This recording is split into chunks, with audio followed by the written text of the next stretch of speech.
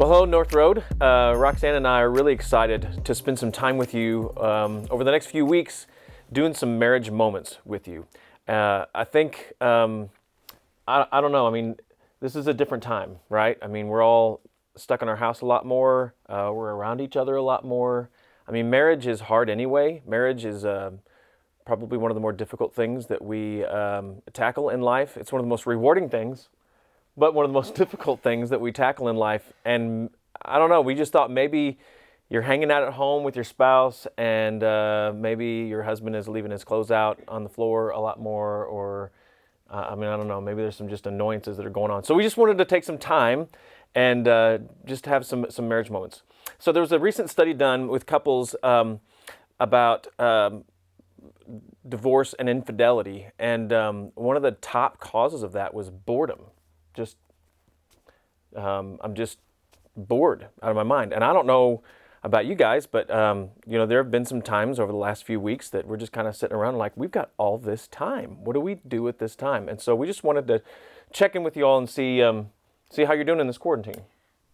And I know that I'm actually loving this time. I actually prayed 2 weeks before this that, I just said, I really feel like we need time. Like, I wish the world would just slow down.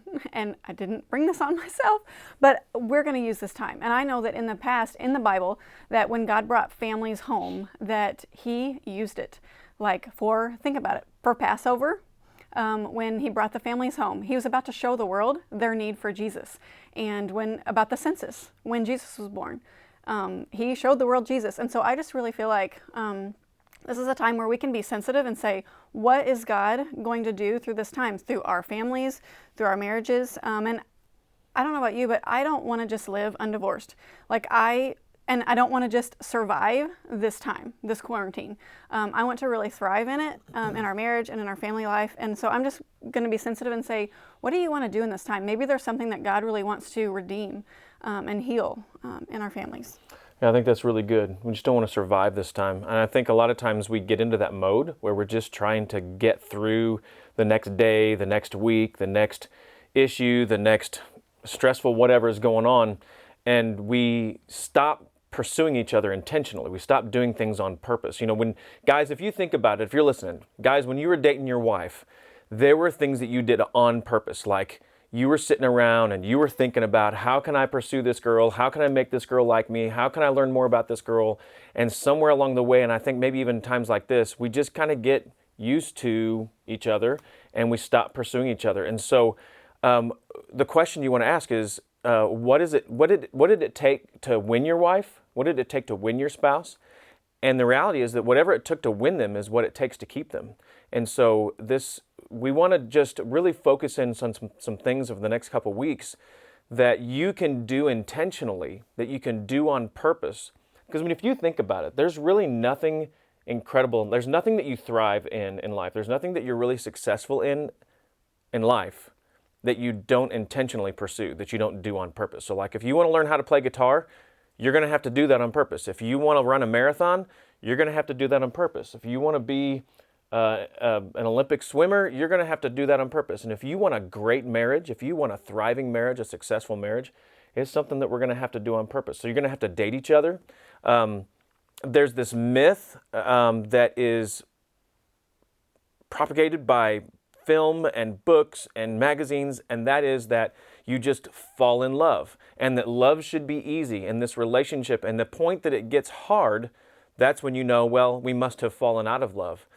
And man, I tell you what, our world is just full of get-rich-quick schemes and have the best marriage now because it should just be easy. And we just want you to know that's not the case. And so we want to help you and give you some things that maybe would help you work towards that.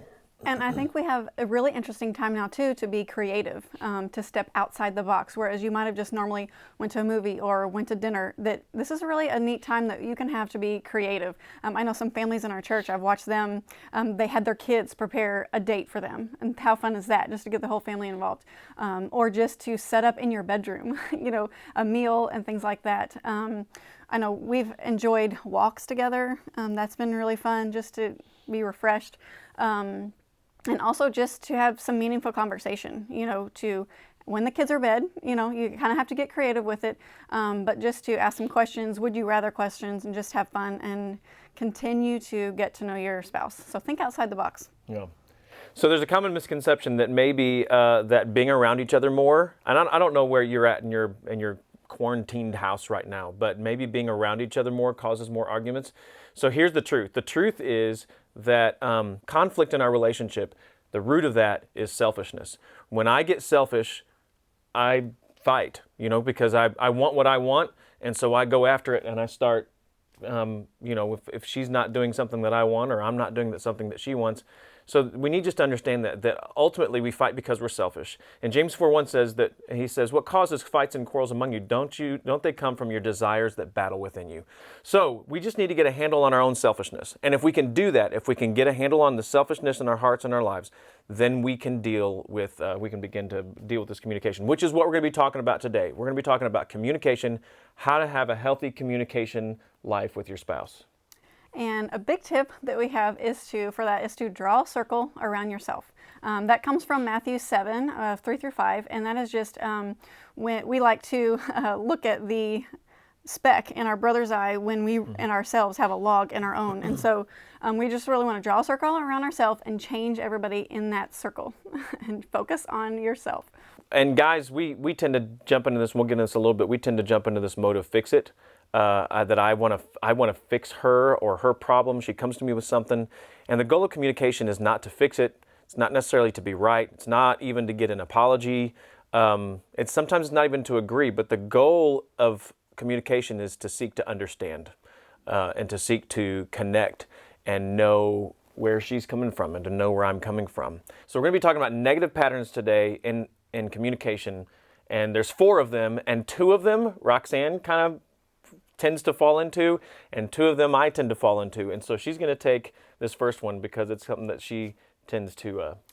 And so what you want to do when you're listening to this is just to listen for yourself, not necessarily nudge your spouse and say, "Yep, yeah. That's you." But the first one is withdraw or avoidance, and that is me because I do not like conflict, and so I like to run away. That's kind of what I like to do. But also I'm a processor. And so I do think that that's important to know about yourself. It's great to be a student of your spouse, but also to know yourself, to be able to know kind of how you handle stress. That avoiding may look like leaving the room, leaving the conversation, and just kind of avoiding the conflict. But just because you're avoiding the conflict doesn't mean that there's peace in the home. And so I've had to learn that. So it may also look like just pacifying them, like I'll just say whatever you want me to say just to get this conversation over with, because that's not really creating peace either. The goal, remember, is to seek to understand. So ways to fix that is to just to get in the conversation and stay in the conversation. And if you are a processor like me, then give your spouse time to process. That really helps. It really helps me, but also then come back to it. Maybe you need to schedule that conversation. But if you're the one that says, "Hey, let's put a hold on this," then you be the one to come back and say, "Let's go ahead and deal with that." And just as a real practical thing on that, you've heard that verse that says, "Don't ever let the sun go down in your wrath." And sometimes we take that super literally, like literally don't let the sun go down before you deal with it. And just coming from a person who's married to somebody who's a processor, I think that's more of a principle than like a literal guideline, because there are times whenever if I were to push it that night and push the conversation, that would not go well. And so there are times whenever I just need to sleep on it. I just need to go to sleep and let her go to sleep. I think the point of that passage is come back to it. Don't leave conflict unresolved. You make sure that you resolve that conflict, but do it in a way that's best for each of you. So I like that, because you never want to fight or have this conversation when you're tired, hungry, angry. Right. You just want to have that conversation when you're both at your best. And when I sleep, then first thing I do is get up and spend time with Jesus, and that allows time for the Holy Spirit to come in and change my heart. So the next one is escalate. So first one is withdraw. The next one is escalate. That's me. I'm an escalator by nature, and so this is good for me too, because I have a tendency, I've called myself a debater. A lot of times I'm just out to win. Like I'm just out to win the conversation, whatever that is. And so when we're in that, so here's what it looks like. It looks like in a heated conversations, yelling, sarcasm. I don't yell and I don't slam doors, but I do, like I get this intense voice. And so picture a ladder. So like, in your mind, you're thinking, okay, so you went there, so I have to go here. Okay, so you came here, I have to go here. It's a one-upmanship, constantly escalating the conversation. And I get so intent on being right and winning the argument that there are times whenever I get towards the end of it, and I don't even know really what the argument started about. I just know that somehow I'm going to win, right? I just feel like somehow I've got to win this. And so a lot of times that taking that night to just kind of chill out and sleep on it, and the next morning get up and spend some time with God and pray, that's really helpful for me to kind of de-escalate myself and come into the conversation a little bit better. So when you feel the pressure going up inside of you, when you feel the tension rising, someone needs to step up and someone needs to say, hey, this is getting too much. We need to kind of take a break on this and walk away. And it's okay to call a timeout. Say, hey, timeout. We just need to take a break from this conversation and come back to it later, which again helps the withdrawer too. The processor. The next one is negatively interpret. I do this sometimes, and this is just about thinking their motives are really more negative than what they are. And you want to believe the best about your spouse. And that may look like times when I'm making supper, I'm not making supper, and Greg will walk in, hey, are you going to make supper? And what I hear is, oh, you're not doing your job, or you've been lazy. That's not what he means at all. And that's just a negative. A lot of times that's like, are you planning to make supper? Because if you're not, I'll make supper. You know, and that's what I'm meaning. I'm trying to be helpful, but sometimes the way that I ask it comes off, not good. Maybe I can do a better job of. Yeah. Believe the best about your spouse. Ways to fix that is just ask for clarification. Hey, when you looked at your watch whenever we were going to be late for this event, are you telling me that I'm the reason why we're late? Just ask for clarification. Is that really what's going on here? Or no, I really just am going to see how late we are. And a lot of times, this is really funny, because a lot of times Roxanne will, she thinks that there's all these layers to what I'm saying and to what I'm doing. And usually it's pretty surface, man. I'm really just looking at my watch. Okay, so next is invalidate. And again, I told you that there's 4 of these, and I tend towards 2, and Roxanne tends towards 2, and this one's me. I'm ashamed to admit this, but there are times, and it's not necessarily something that I'm intentionally doing to invalidate her, and this is just being bluntly honest. There's just times whenever she's upset about something that I just legit think is not a big deal, right? And my fault is whenever I voice that and I say, I don't understand why you're getting so upset. This is really not a big deal. Which essentially, breaking that down, is saying you shouldn't feel this way. There's something wrong with how you're feeling. Sometimes it could look like putting down their character. Sometimes it could think of the conversation again as a win-lose type of thing. Sometimes we try everything to avoid saying I'm sorry, admitting wrong. And remember the goal here. And I think this is huge in communication. The 2 of you are on the same team. There is no competition between husband and wife. You are one flesh. That's what the Bible calls it. And so you need to understand that, and I need to understand that whether or not you understand what your spouse is feeling or thinking doesn't make it less valid, and it doesn't make it less valuable. And so being a very logical, very facts-oriented person, and Roxanne being in a very emotional, very gut-driven, very spirit-driven person. Intuition. Yeah, she has incredibly strong yes, that's a good word. Strong intuition.